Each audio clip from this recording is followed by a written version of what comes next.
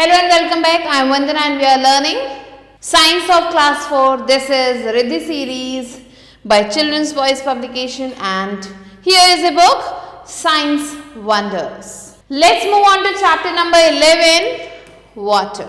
Let's move on to the main features of the chapter. So matter, states of matter, interchange of states of matter, solute, solvent and solution, soluble and insoluble substances. So these are topics we are going to cover here. Let's move on to gear up. So what am I made of? मैं किस चीज से बना हुआ हूँ? So here you can see various objects. जैसे कि पहला है it's made of paper, then wood, then glass. Similarly you have to match the rest. So we see many things around us like door, book, pencil, chair, table, bottle, TV etcetera. हम अपने आसपास ये सारी चीज़ें देखते हैं. इसके अलावा भी बहुत सारी चीज़ें देखते हैं. सो बहुत सारी चीज़ें जो है वुड से बनते हैं, पेपर से, ग्लास से, प्लास्टिक से या फिर मेटल से बनते हैं. And so we can say that different things are made of different material. तो हम कह सकते हैं कि अलग अलग चीज़ें अलग अलग मटीरियल से बनी हुई हैं. So let's move on to the first topic which is matter. So anything that has mass and occupies space is called matter. कोई भी चीज जिसका वजन हो, जो स्पेस लेता हो, उसे मैटर कहते हैं. Matter is made up of tiny particles called molecules. Matter जो है छोटे छोटे पार्टिकल से बने हैं जिन्हें मॉलिक्यूल्स कहा जाता है. और जो मॉलिक्यूल्स हैं these are the smallest substance in matter that can exist interdependently. So ये जो मॉलिक्यूल्स हैं ये छोटे छोटे सब्सटेंसेस होते हैं मैटर में. Different substances have different molecules. अलग अलग चीज़ों में अलग अलग मॉलिक्यूल्स होते हैं. Let's move on to states of matter. So अलग अलग मैटर में अलग अलग जो है मॉलिक्यूल का अरेंजमेंट होता है. सो जिस तरीके का अरेंजमेंट है मॉलिक्यूल्स का इन मैटर में, उसके अकॉर्डिंग इसे हम कैटेगराइज कर सकते हैं तीन स्टेट्स में, सॉलिड, लिक्विड एंड गैस. तो इन तीनों में जो मॉलिक्यूल्स हैं वो अलग अलग तरीके से अरेंज होते हैं. पहला आता है सॉलिड. सो जो सॉलिड सब्सटेंस है जैसे कि चेयर हो गया या फिर टेबल हो गया, आप देखेंगे कि इसका एक फिक्स शेप होता है, एक साइज होता है, एक परफेक्ट वॉल्यूम और वेट होता है. सो यहाँ पे अगर हम सॉलिड्स की बात करें तो यहाँ पे जो मॉलिक्यूल्स हैं सॉलिड्स में वो बहुत ज़्यादा टाइटली पैक्ड हैं और ये मूव नहीं कर सकते इधर उधर. सो ये जो सॉलिड्स हैं ये काफ़ी ज़्यादा हार्ड होते हैं, इसलिए काफ़ी ज़्यादा रिजिड होते हैं. And these are the examples of solids. However we can change the shape of some solids. लेकिन कुछ सॉलिड्स के शेप को हम चेंज कर सकते हैं फोर्स अप्लाई करके. जैसे कि एक रबर बॉल, उसके शेप को चेंज कर सकते हैं टेम्पररी, थोड़ी देर के लिए, जब हम उसे प्रेस करते हैं. नेक्स्ट आता है लिक्विड्स. सो लिक्विड्स का कोई भी आपको डेफिनेट शेप नहीं मिलेगा, लेकिन फिर भी इनका एक फिक्स वॉल्यूम ज़रूर मिलेगा. ये जिस भी बर्तन में जाते हैं उसका ही शेप ले लेते हैं. अगर मिल्क को हम ग्लास में डालेंगे तो वो ग्लास का शेप ले लेगा. अगर हम उसी मिल्क को पैन में डालेंगे तो पैन का शेप ले लेगा. अगर हम उसे जो है कहीं और किसी और बर्तन में डालेंगे तो उसका शेप ले लेगा. ऐसा क्यों? क्योंकि जो मॉलिक्यूल्स है लिक्विड के वो लूजली पैक्ड हैं और मूव कर सकते हैं कंटेनर में. लिक्विड्स को हम पोर कर सकते हैं, ये फ्लो करते हैं एक हायर लेवल से लोअर लेवल की तरफ. और कुछ एग्जांपल्स है जैसे water, milk, oil etcetera. Next आते हैं gases.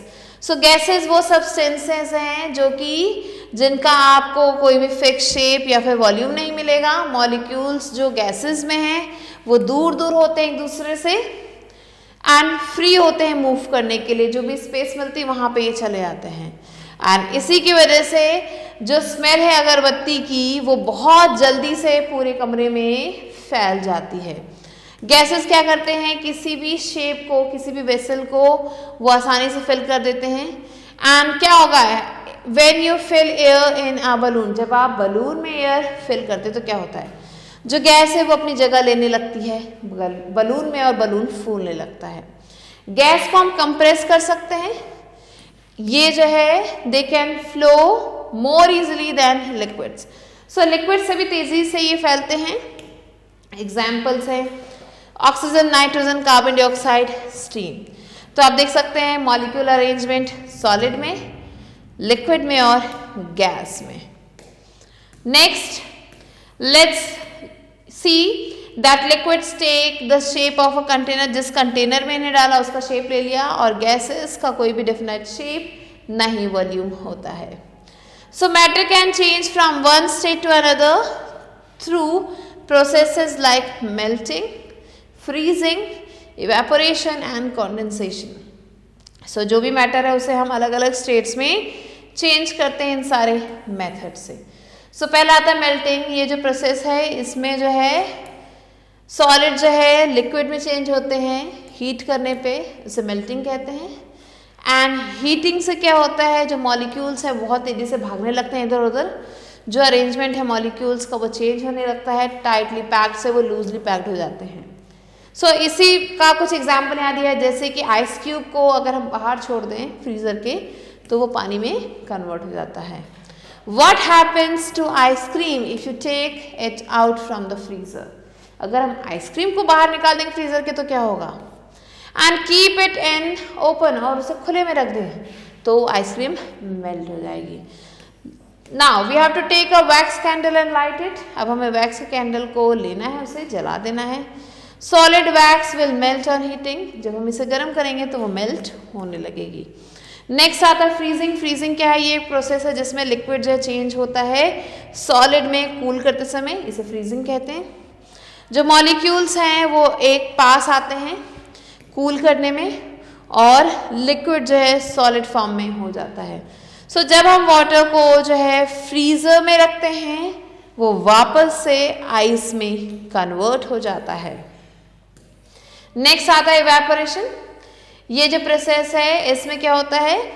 The process by which a liquid changes into a gaseous form. ये वो प्रोसेस है जिसमें एक लिक्विड गैसियस फॉर्म में कन्वर्ट हो जाता है हीट करने पे, उसे इवेपोरेशन कहते हैं। एंड जो मॉलिक्यूल्स हैं वो और आगे बढ़ जाते हैं, दूर दूर हो जाते हैं हीट करने पे, और जो अरेंजमेंट है मॉलिक्यूल्स का वो चेंज हो जाता है लूजली पैक से मोर लूजली पैक तक पहुंच जाते हैं। So let's move on to activity 1. Here you have to take water in a pan. एक पैन में पानी लेना है, उसे बॉईल करना है। तो आप थोड़ी देर बाद देखेंगे कि स्टीम निकलने लगता है, वाटर वेपर निकलने लगता है उस पैन से। जब इस वाटर को जो कि बॉईल हो रहा है थोड़े समय के लिए, ये जो है ये पूरा पानी जो धीरे धीरे वाटर वेपर में कन्वर्ट हो जाता है। नेक्स्ट है कंडेंसेशन। सो ये वो प्रोसेस है जिसमें गैस को हम चेंज करते हैं लिक्विड में कूल करके, इसे हम कंडेंसेशन कहते हैं। अब यहाँ पे जो अरेंजमेंट है मॉलिक्यूल्स का वो चेंज हो जाता है, फ्रीली मूव करने लगता है, स्लाइटली बाउंड हो जाता है। और जब जो है बॉइल्ड वाटर ग्लास में ढका हुआ होता है एक प्लेट से, तो छोटे छोटे जो है पानी की बूंदे जो है वो हमें इस प्लेट के अंदर के हिस्से में दिखाई देने लगती हैं कुछ समय बाद। ये क्यों है? ये कंडेंसेशन की वजह से है। तो जो स्टीम है जब वो कंडेंसेट होता है तो ऐसा होता है। तो आप देख सकते हैं सॉलिड जब इसका टेम्परेचर इंक्रीज किया गया तो लिक्विड में हो गया, फिर इंक्रीज किया गया तो ये गैस में कन्वर्ट हो गया। सिमिलरली जब गैस के टेम्परेचर को डिक्रीज किया गया तो लिक्विड में कन्वर्ट हो गया, और जब लिक्विड के टेम्परेचर को फिर से डिक्रीज किया गया तो ये सॉलिड में हो गया। Next, solute, solvent and solution. So the solid substance that is dissolved in a liquid is called a solute. वो solid substance जो कि liquid में dissolve है उसे solute कहते हैं। अब liquid जिसमें substance dissolve होता है उसे solvent कहते हैं। एंड वो लिक्विड जो हमें इसको बनाने के बाद मिलता है, डिजॉल्व करने के बाद मिलता है, सॉल्यूट और सॉल्वेंट को जब हम आपस में मिला देते हैं तो सॉल्यूशन बनता है। सो जब जो है सॉल्ट को डिजॉल्व किया जाता है वाटर में, द सॉल्ट मॉलिक्यूल जो है वो क्या करते हैं, जो भी उस वाटर के एम्प्टी स्पेसेस रहते हैं उसे ऑक्यूपाई कर लेते हैं। एंड थोड़ी देर बाद हमें एक सॉल्ट सोल्यूशन मिलता है। यहाँ पे जो सॉल्ट है वो सॉल्यूट है, वाटर है सॉल्वेंट, और दोनों को मिक्स करने के बाद जो मिला वो है solution.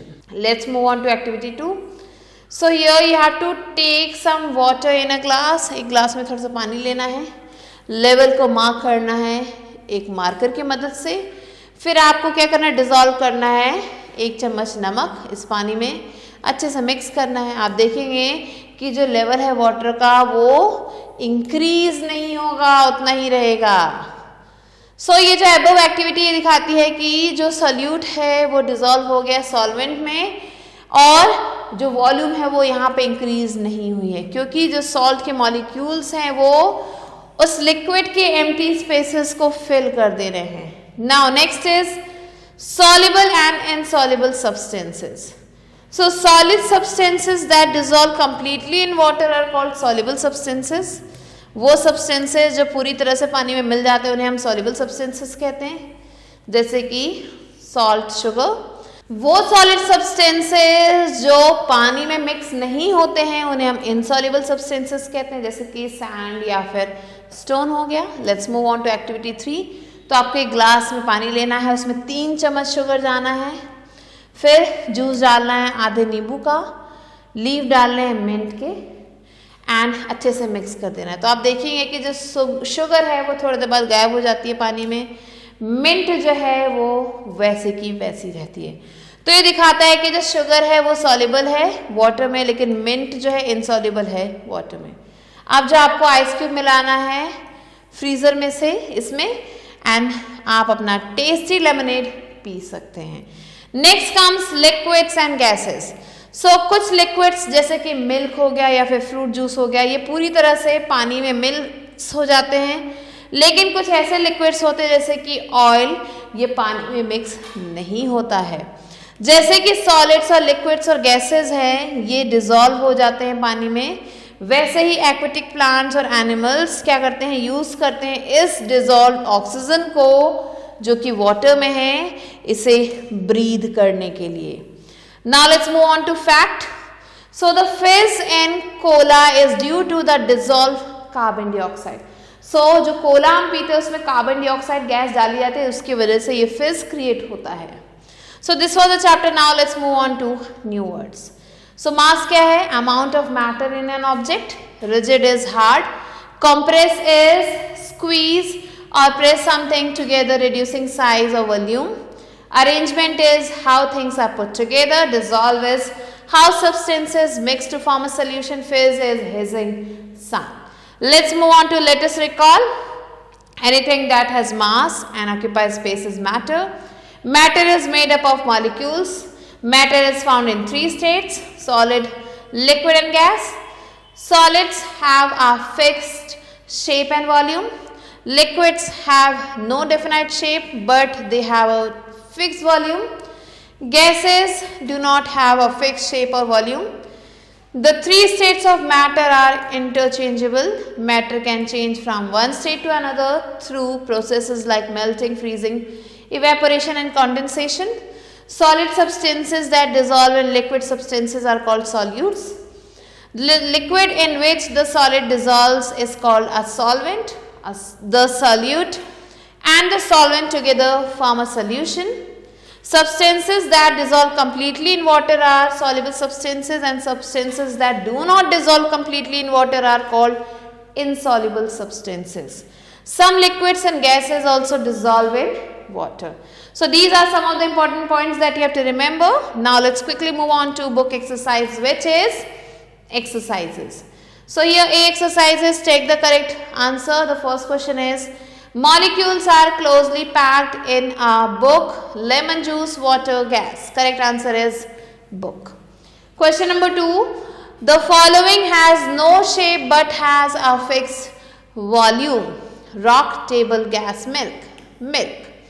Third, what is the process called in which a solid changes into a liquid?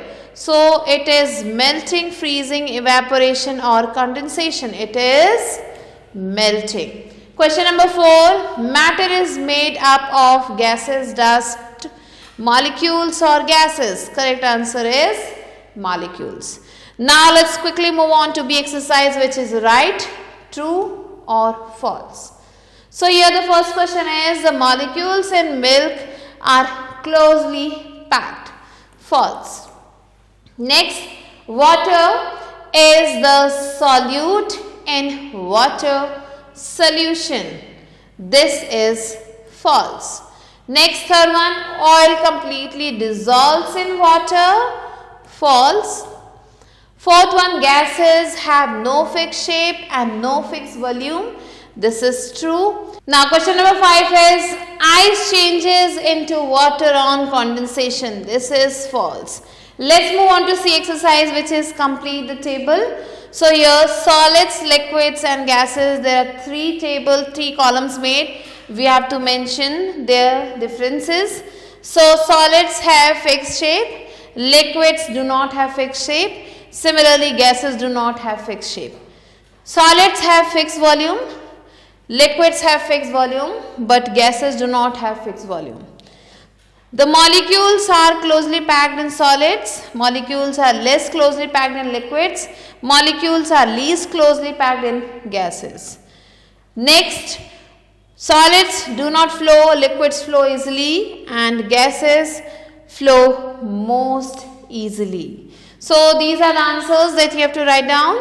Now, let's move on to D exercise, which is write short answers. Let's move on to D exercise, which is write short answers. Here the first question is, what are molecules? So, molecules are the smallest particles of a substance.